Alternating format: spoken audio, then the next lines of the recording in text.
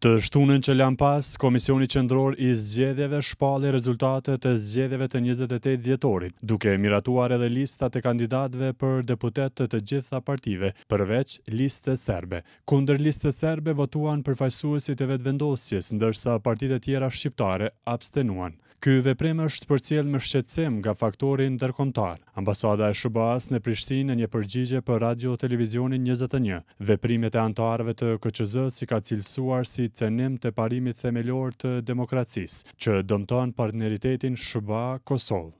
Vendimi i Komisionit Qendror të Zgjedhjeve për të mos miratuar publikimin e rezultateve zgjedhore për listën serbe është në kundërshtim me të drejtën demokratike të qytetarëve të Kosovës për të zgjedhur përfaqësuesit e tyre. Çdo veprim që cënon këtë parim themelor të demokracisë rrezikon të dëmtojë partneritetin mes Kosovës dhe Shteteve të Bashkuara të Amerikës, duke minuar standardet demokratike dhe besimin në procesin zgjedhor.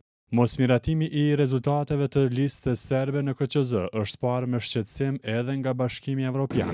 BE përmes një reagimi ka vlerësuar se depolitizimi i KQZ-s është i domosdoshëm, duke kërkuar që të gjithë të zgjedhurit e popullit ta kenë ulsen e tyre të garantuar në kuvend.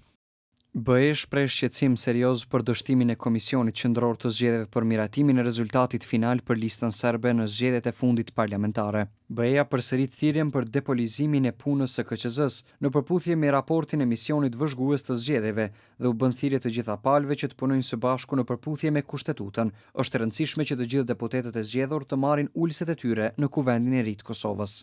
Politologu Albinot Maloku veprimet e anëtarëve të KQZ-s i cilëson si politike, me ndikim serioz në raportet me aleatët.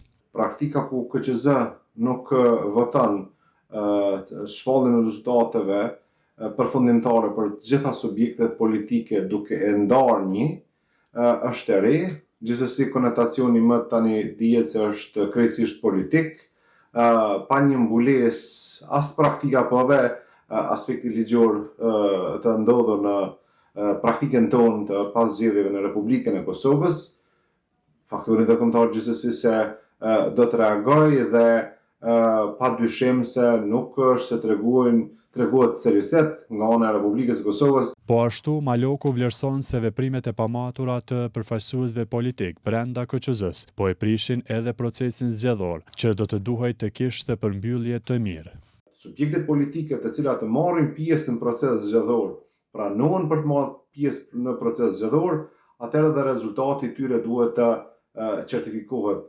Ndërsa KQZ-ja ka shpallur rezultatet përfundimtare, po vazhdojnë hetimet dhe intervistimi i komisionerëve nëpër komuna për manipulim me vota.